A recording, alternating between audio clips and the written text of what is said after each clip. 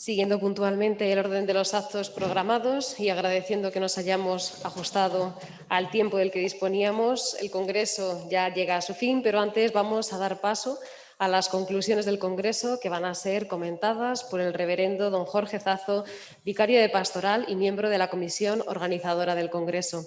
Tiene la palabra. Buenas tardes.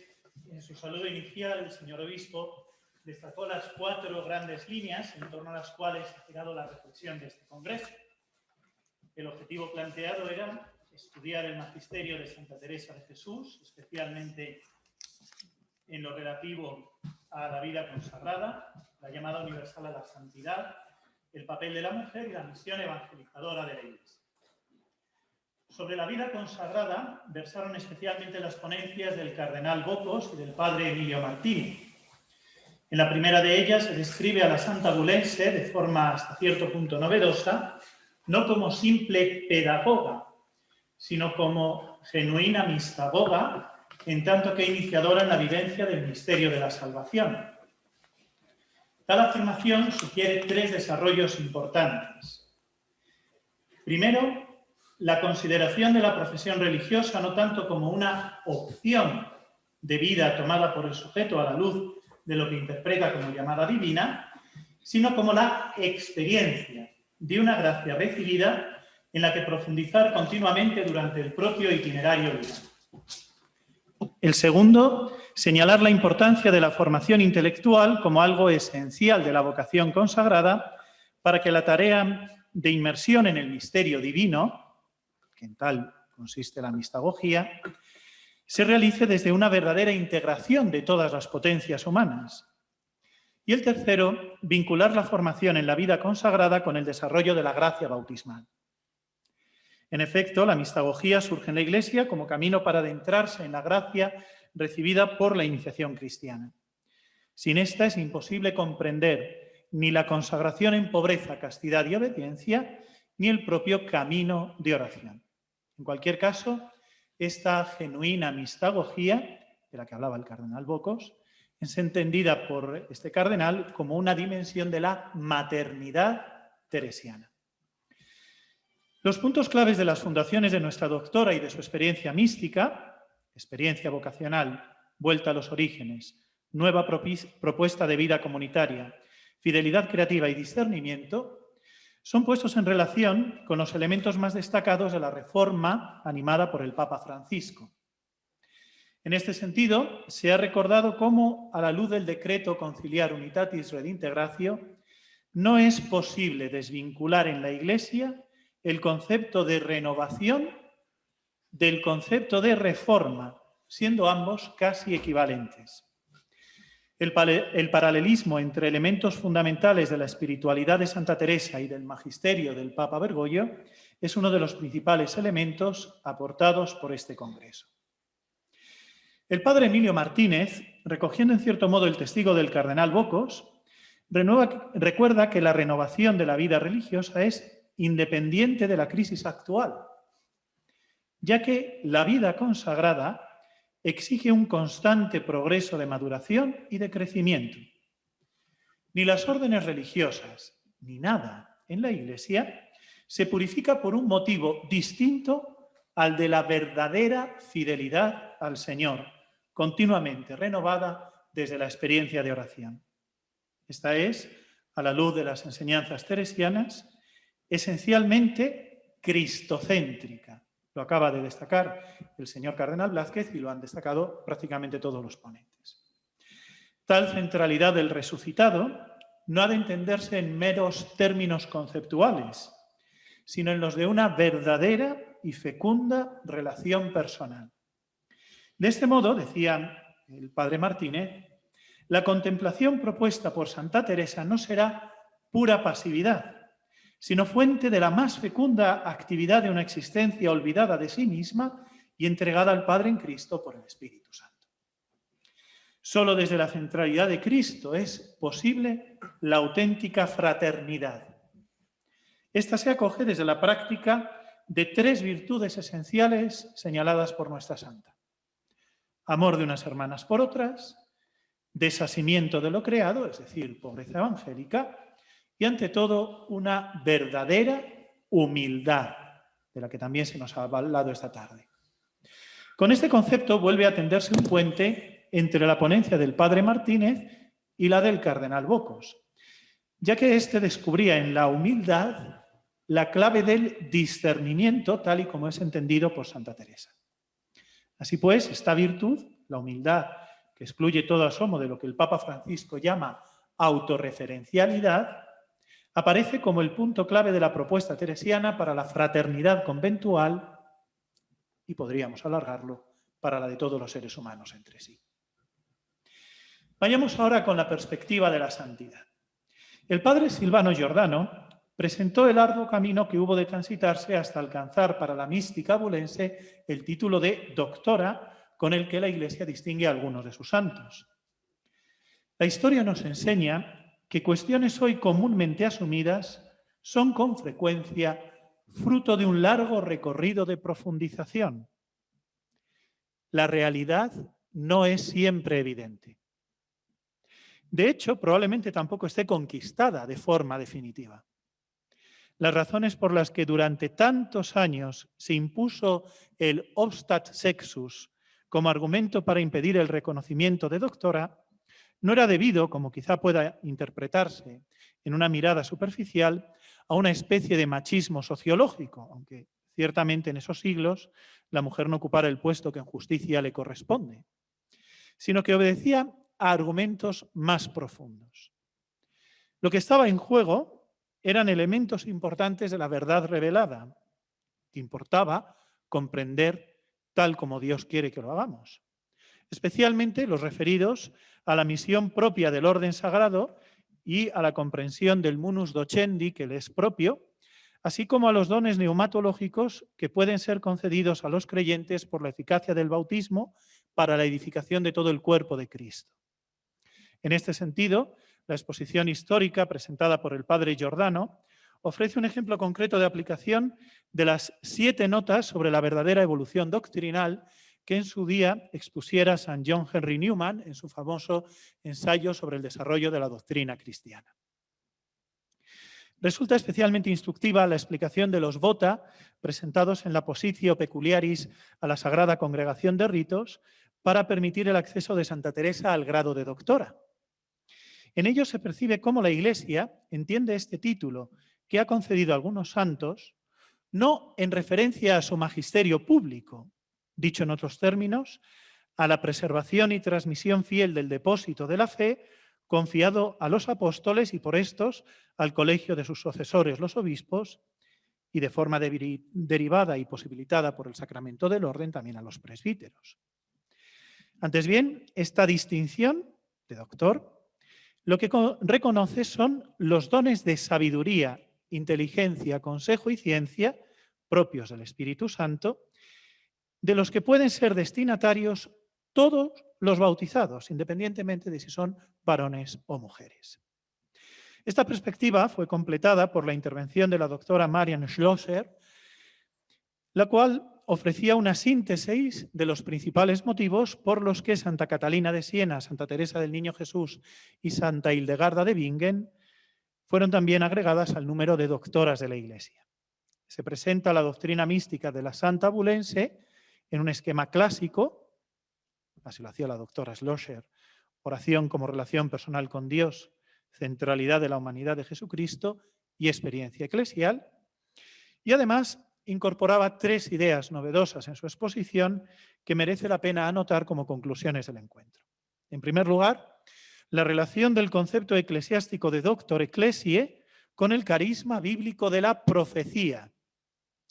Este tiene 2 dimensiones constitutivas, una cognoscitiva, referida al conocimiento, y otra comunicativa, referida a la transmisión. Si el Señor concede el don de alcanzar una cierta sabiduría de las cosas divinas, es para que ésta sea transmitida. No sería cabal una iluminación que no fuera para irradiar al cuerpo eclesial.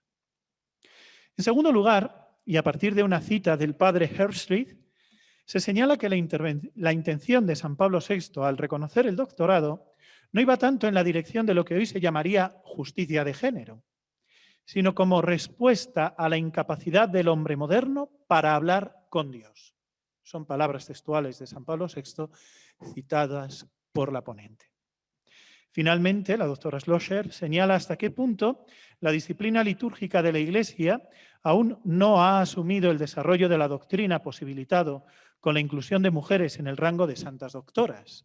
En efecto, el llamado común de doctores se incorpora a continuación del de pastores, incluso con elementos de este referidos por aquel. Y por lo tanto, no corresponde a la perspectiva adquirida sobre este punto, ampliamente expuesta en este congreso, ni es aplicable a Santa Teresa ni a las otras 3 doctoras, ni tampoco sería aplicable a un eventual varón canonizado no ordenado in sacris, que por la santidad de su vida y la eminencia de su doctrina pudiera también justamente aspirar a ser considerado por la autoridad pontificia en el rango de doctores.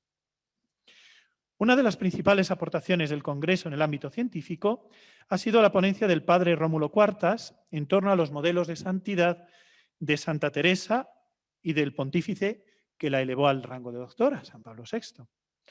Ciertamente, la espiritualidad de estos 2 grandes hijos de la Iglesia converge en algunos aspectos, entre los que se destacaban el cristocentrismo, una vez más, la dimensión trinitaria y el amor a la Iglesia. Este último se concreta en un impulso reformador cuyo criterio es una vida interior orientada hacia la santidad. Pero más allá de estos elementos comunes, el elemento principal de la ponencia del padre Cuartas es el estudio sistemático de la espiritualidad del Papa Montini. Como bien indicó el propio autor, la santidad de Pablo VI aún está pendiente de un estudio detenido. Tal análisis se promete interesante a la par que fecundo, y en este sentido nuestro Congreso ha puesto un modesto granito de arena en esta tarea pendiente. El tercer eje de nuestro Congreso es el de la perspectiva femenina. En torno a él se han presentado 3 ponencias. La de la doctora Beatriz de Ancos, que analiza el libro de las fundaciones, al que considera exponente destacado del misticismo realista español. La entera obra teresiana puede ser catalogada dentro de la literatura de enfoque femenino. Esto es así tanto en la descripción de Carmen Martín Gaite, para quien lo específico de la perspectiva estaría en una forma de contemplar la realidad desde el mundo interior hacia afuera, como en la de Alicia Redondo, para quien lo decisivo sería que tanto el emisor, el mensaje y el receptor estuvieran perceptiblemente marcados por el carácter femenino. En este sentido, la doctora de Ancos señala cómo el corpus de la mística bulense cumple estos requisitos perfectamente. Ella es escritora, en sus textos se descubren las características propias de su ser mujer, por ejemplo, la descripción del ambiente exterior no tanto desde sus especificidades físicas y formales, sino como ámbito de relación entre personas, y porque las destinatarias primeras de sus textos son las monjas de sus conventos, las jóvenes que están discerniendo su posible vocación y las ricas señoras que pueden colaborar con sus bienes al proyecto de reforma. La propia manera en que se estructuran muchos de los textos parecen decir más de lo que se comprende a simple vista y solo se entra cabalmente en su sentido más profundo considerando qué destinatarias tiene la santa en mente cuando lanza un determinado mensaje. Esta tarde el profesor Burkhard Zapf reflexionaba en torno a si era posible hablar de una espiritualidad femenina en el Antiguo Testamento. La cuestión es problemática por 2 razones. Esto figura en la parte que no ha podido leer de su ponencia. Por un lado, dado el contexto cultural en que surgen los libros bíblicos, lo más probable es que la mayoría de sus redactores, compiladores y editores hayan sido hombres. En este sentido, la descripción que se hace de la especificidad femenina probablemente venga desde la perspectiva masculina.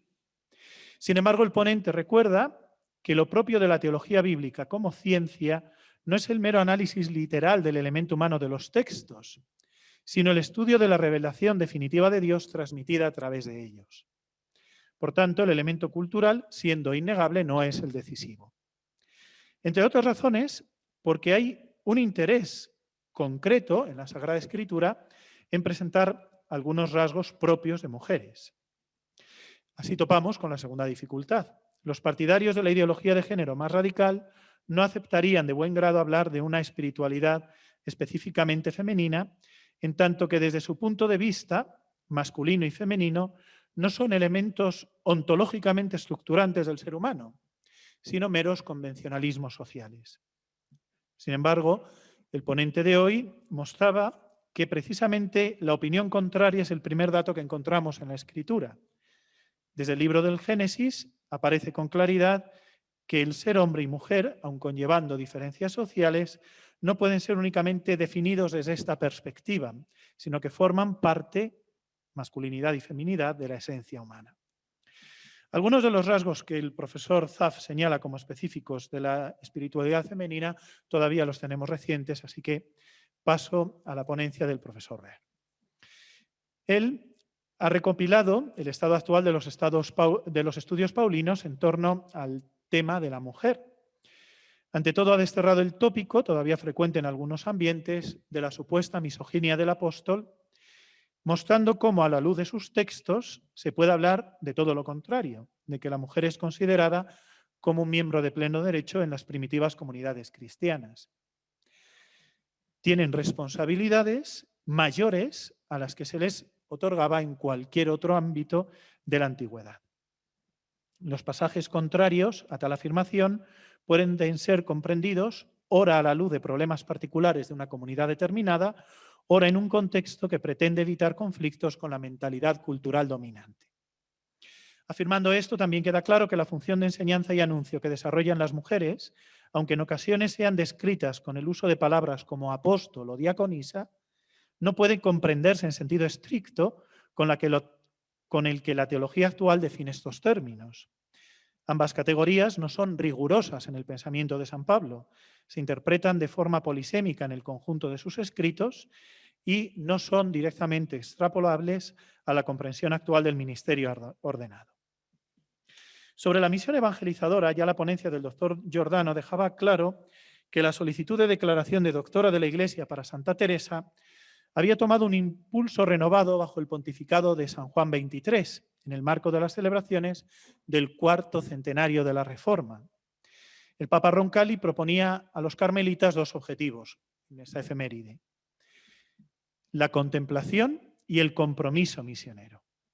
La certeza de que la doctrina teresiana es preciosa para la transmisión del Evangelio no es, por tanto, ninguna novedad.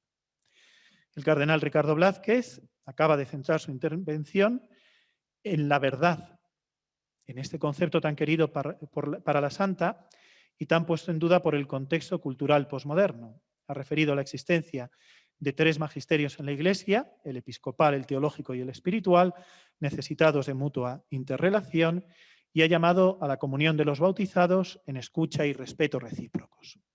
No hay misión sin comunión, ni comunión sin misión. Hasta aquí el elenco de las principales aportaciones específicas que han ofrecido las ponencias de nuestro Congreso. Hemos podido comprobar también el alto nivel de las comunicaciones presentadas, que no se ha podido incluir en este resumen para no tornarlo demasiado prolijo.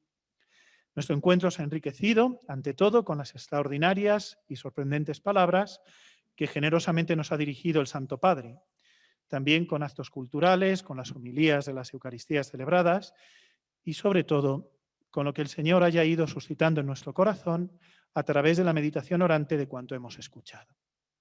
Ojalá lo vivido en estos días nos haya acercado al libro vivo del que aprendió Santa Teresa, nuestro Señor Jesucristo, el resucitado, el vencedor de la muerte, que a través de su Espíritu sigue caminando a nuestro lado y comunicándonos su vida divina, que es feliz y eterna.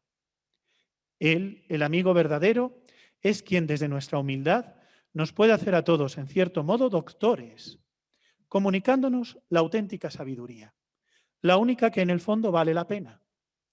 Conocer las realidades divinas, gustarlas internamente y saber comunicarlas con amor a todos los hombres nuestros hermanos. A todos, pero comenzando con los que están cerca. Desde el amor, generando fraternidad. Esto es, después de todo, lo que aconseja la Santa en la conclusión de las moradas. No queráis aprovechar a todo el mundo, sino a los que están en vuestra compañía. que el Señor no mira tanto la grandeza de las obras como el amor con que se hace.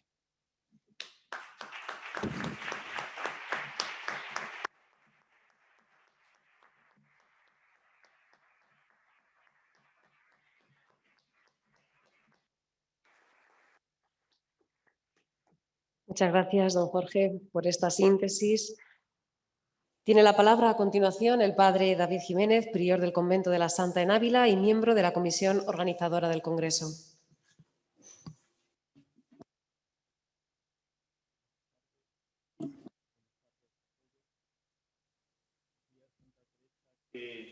Un buen letrado nunca me engañó, un buen letrado nunca me engañó.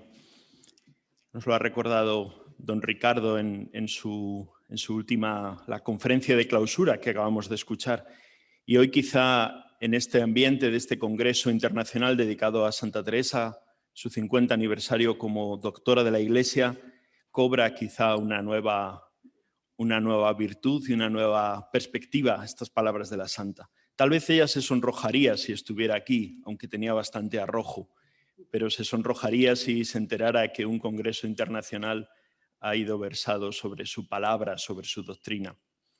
Hoy es el momento ahora de agradecer, como acabamos de escuchar en estas conclusiones, el trabajo que todos los ponentes han realizado en las distintas áreas que se han abordado en este congreso.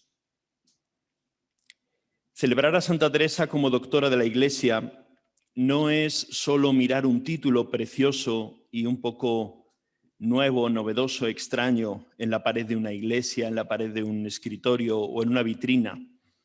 No es desempolvar un acto litúrgico hermoso que se vivió hace 50 años, ni mucho menos puede reducirse solo a un acto celebrativo que jalona nuestra agenda eclesial o cultural, como muchas veces pasa en nuestra ciudad de Ávila.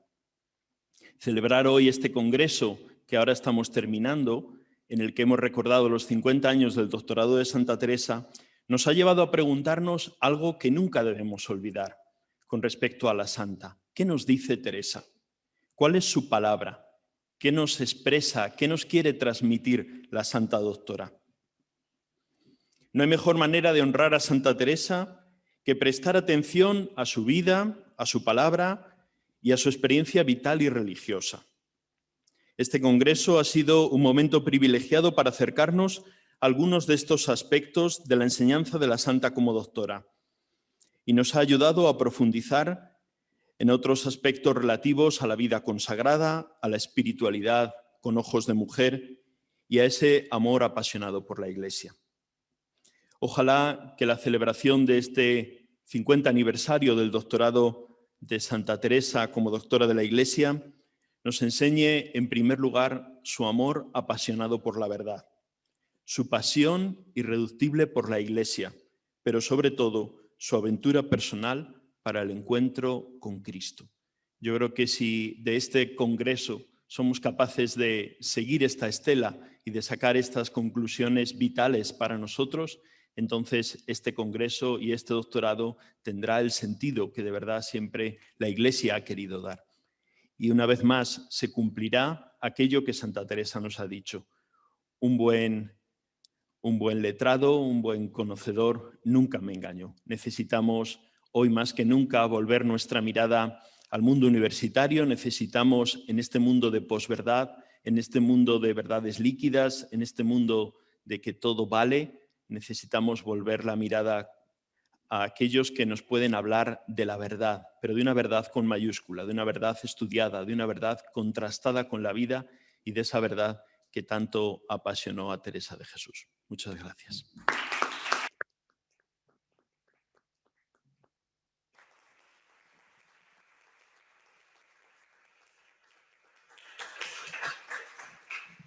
Muchas gracias, padre David.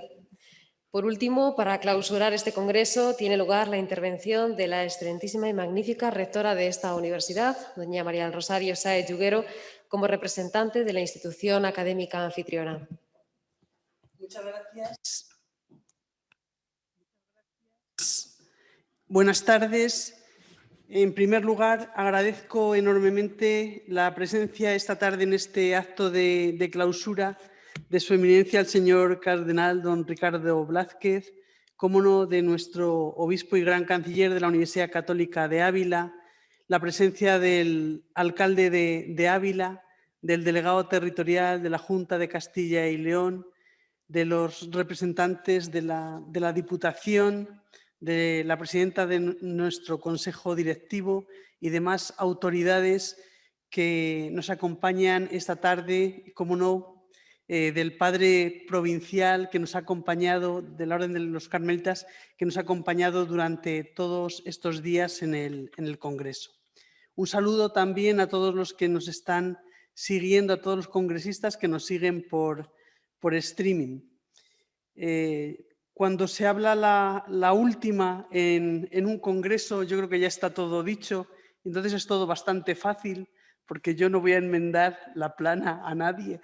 Creo que ya está todo pues muy dicho, pero creo que tal vez no sepan pues cómo surgió esta idea, ¿no? Y fue tras la procesión de la fiesta de la Santa, allá por el año 2019, cuando el padre David, al terminar la procesión, me dijo que quería hablar conmigo y me dijo que tendríamos que hacer algo pues, para celebrar el 50 aniversario del doctorado de Santa Teresa de Jesús, que sería en el 2020, algo que no pudimos hacer por la situación de la pandemia que todos conocemos.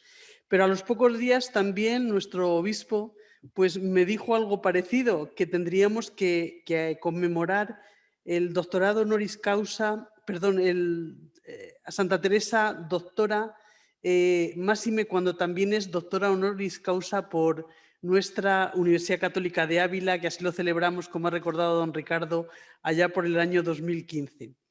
Pues bien, inmediatamente nos pusimos a trabajar las tres instituciones con la colaboración de la Universidad Católica de Eichstätt, siguiendo la tradición de los simposios que sobre la Santa comenzamos ya hace algunos años en Múnich. En este momento no tengo más que mostrar gratitud a todos los que habéis hecho posible este congreso para la mayor gloria de Dios y para el mejor conocimiento de la Santa. Mi agradecimiento, que es infinito, al Santo Padre por su mensaje. Yo creo que ha sido un vídeo precioso, un mensaje que la verdad, con el mensaje del primer día ya estábamos todos muy contentos, pero con este vídeo creo que ha sido un regalo inmenso pues a ese trabajo que llevamos haciendo.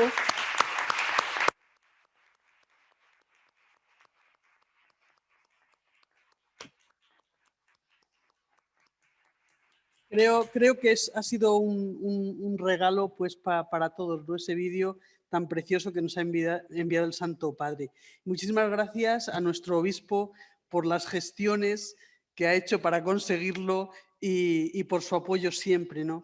Muchísimas gracias al provincial de los Carmelitas que nos ha acompañado estos días y que también nos ha ilustrado pues, con unas preciosas homilías en estos lugares tan teresianos como son el Convento de la Encarnación y el Convento de San José.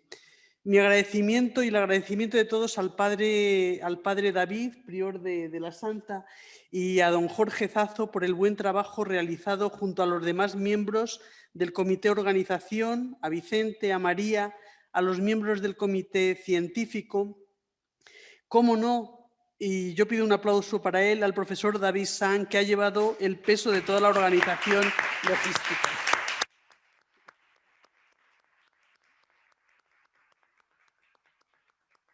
Muchísimas gracias, David, por tu trabajo, que hemos visto todo lo que has trabajado.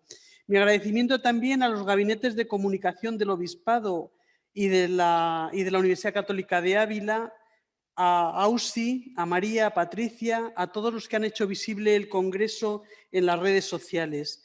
Cómo no, a nuestros equipos técnicos de la Universidad Católica de Ávila que han hecho posible la retransmisión, la grabación y el buen funcionamiento en todo momento para que este Congreso se pudiera seguir aquí presencialmente, pero sobre todo en los 5 continentes. Muchísimas gracias pues, a Eduardo, a Jorge, a Noelia y a todos vuestros equipos que siempre estáis ahí haciendo que todo sea posible. Nuestra gratitud a Lourdes Miguel. Creo que hemos tenido una presentadora extraordinaria y que ha estado siempre ahí solucionando todo tipo de imprevistos. A Belén Ares y a los colaboradores en el protocolo, al equipo de pastoral, con Sandra, a los que han preparado las celebraciones eucarísticas preciosas, como no, al coro de la universidad, a su directora Sara Gallardo. También nuestra felicitación al grupo de teatro, a los que habéis intervenido organizando ese precioso acto musical que tuvimos anoche en la Santa, a la profesora María Jesús Carravilla, al organista Javier, el organista de la Catedral, y a Teresa Prieto.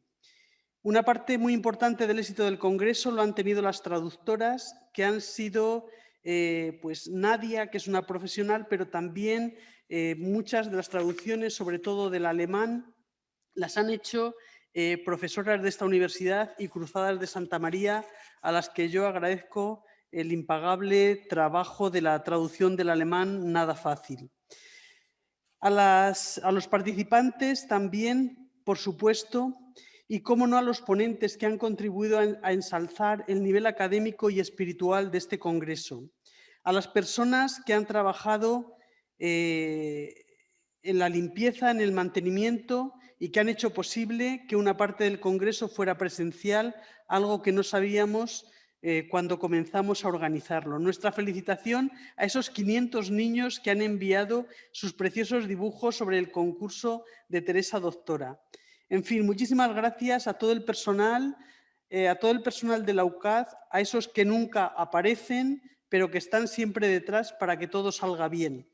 Gracias, por supuesto, por los donativos, pues para ayudar a ese convento de carmelitas descalzas de Alba de Tormes, donde reposa el cuerpo de nuestra santa.